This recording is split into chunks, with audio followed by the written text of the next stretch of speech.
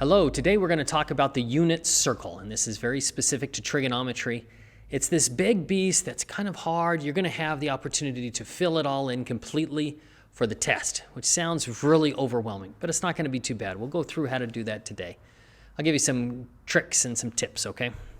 Okay, so for the unit circle, let's talk about what a unit circle is. Okay, so a unit circle is the radius of a circle. It is actually it starts right at the origin. The radius of the circle is equal to 1. So this distance right here is 1 unit, okay? So that means this point right here, right? This is our x and y coordinate. That point is 1, 0, right? We go over 1 and it hasn't gone up or down at all, so it's 1, 0. That means that this right here, because it's a circle, this right here has a radius of 1. So that means this is going to be 0, 1, right? That's the point on the graph, 0, 1. Of course, this one would be -1, 0, and then down on the bottom it would be 0, -1. All right. So that's what we refer to as a unit circle. This is just part of it, but that's the beginning part of it. All right, positive angles, they always start right here, and they move counterclockwise for all positive angles, okay? So that's a 90-degree angle is right there. This is a 180-degree angle. This is 270. And then finally we have 360. That means it goes all the way around, all right? Okay, so, and there are lots of parts to it. Remember that the distance here is 1. This is radius, right? Like a circle, your radius is half the distance of the circle, right? To the dead center all the way to the outside edge of the circle.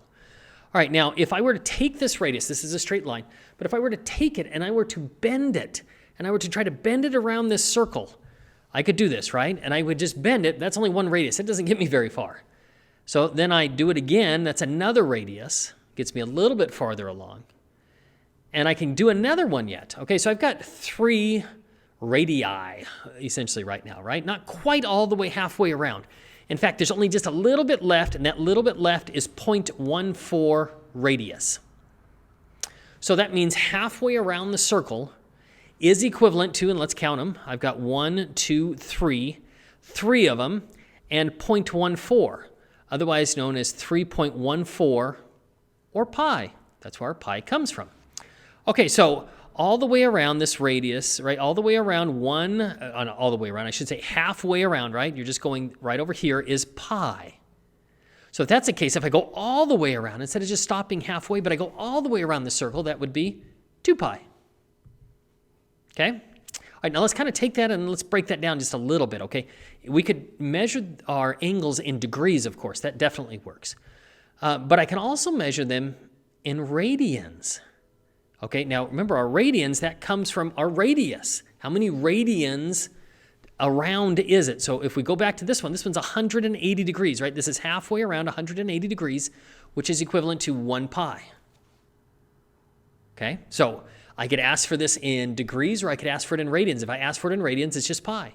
And radians become really, really easy to start manipulating whenever you get to pre-calculus and when you get to calculus. So much, much easier, in fact, than degrees. So, well, if I went halfway, and I just went halfway right here, this is, instead of 180 degrees, it would be 90 degrees, which would be a half of a pi, or otherwise known as pi halves, right?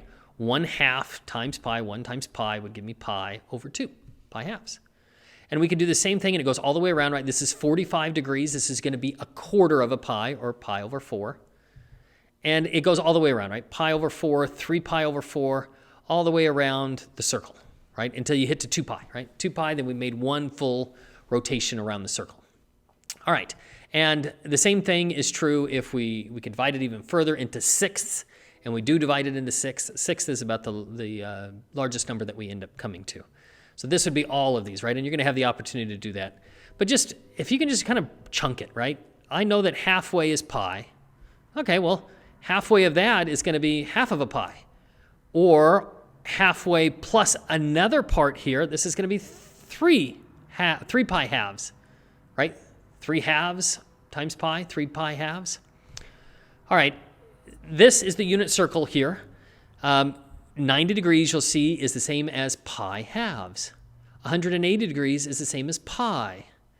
Okay, and then 30 degrees is the same thing as pi over 6, right? This is broken down by sixth. This chunk here, this is 1/6, this is 2/6, otherwise known as 1/3. 2/6, and then over here, let's see, we'd have another one here, which would be 3/6, otherwise known as pi halves, right? 3 pi halves. And it goes all the way around, okay? And then over here, these are very distinct points, right? This is 1, 0, this one is 0, 1. Well, right in between here, these are also very distinct points. And you're going to have to know these, but this is really going to be probably the easiest part. It sounds weird. These are all going to be fractions, right? And this is a very specific point here. This is a little bit confusing, so I'm just going to jump over this real quick just to kind of show you this is what the end product should look like. We should have degrees on every one of these measurements. We should have radians on every one of these measurements, and we should have a very distinct point on each one of these. And if you kind of just look at this, first of all, it kind of scares you just a little bit. That's fine. But then if you go into it and you just look at it and go, well, it looks like these kind of repeat. I've got the square root of 3 over 2. Well, that pops up quite a bit over here. Some of them are positive, some of them are negative, but that shows up quite a bit. Square root of 2 over 2, that shows up quite a bit as well. So these are repeating. So let me show you the trick that I do with this. Okay, I always start in the first quadrant here. And in this first quadrant, first of all, we know every one of these are going to be fractions. These 4 here that we started with are all whole numbers. Everything, 100% of all of the rest of them are all fractions. Okay, so, and when we do these fractions, here's what we're going to do. All of these fractions are divided by 2. Every one of them. So that kind of makes it easy. Okay, so you know all the way around, all the fractions are divided by 2. And I'm going to count these fractions up as I go around, okay? I'm going to count them up on the outside. And I go 1, 2, 3. Okay, so I'm going to back up just a little bit. So again, I'm starting on the bottom one, and I go 1, 2, 3. Now I'm up at the top, and then I go all the way down, 1, 2, 3. Okay, so on the outer side, I go 1, 2, 3, and then I go to the inside and go 1, 2, 3. Not too bad. And everything on top is in a radical. Everything. Boom. Every one of those is in a square root sign. Now, if you look at this, you see that the square root of 1 is just 1. So I can lose those 2 square root signs. And there you go. These are all of the points here. Now, these are the same points here that exist over here and down here and down here.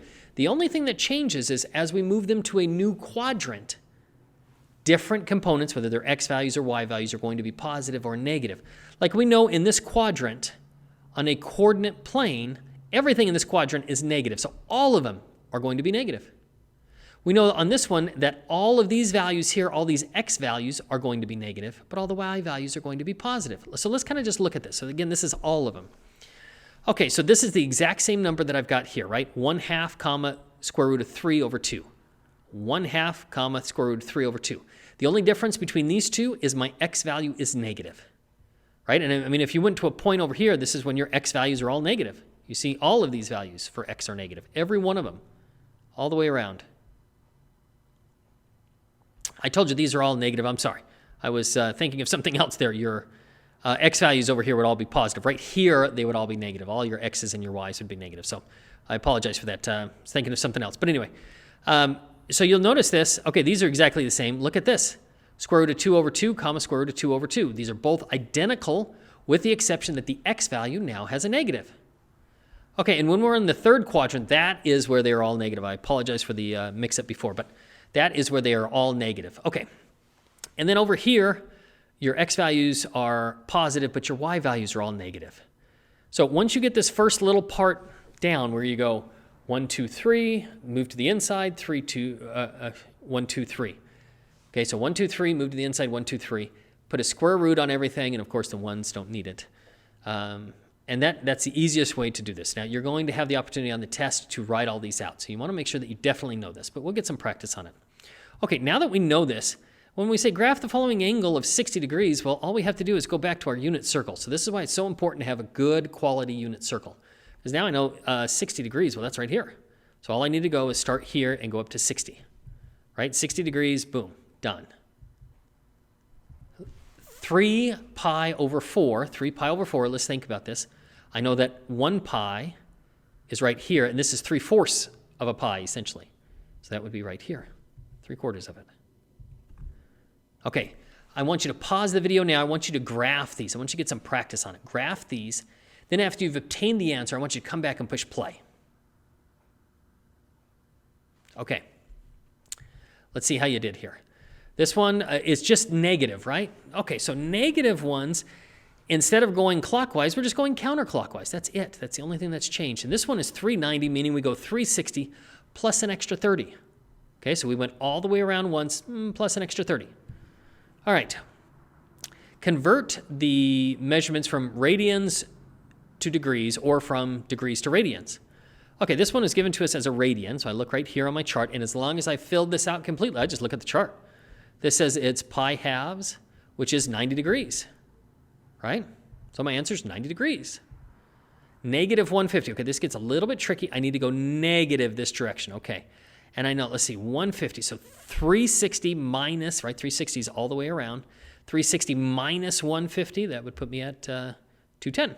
So right there would be my answer. So the radian measurement would be, let's see, 150, negative 150 should be negative 5 pi over 6, okay?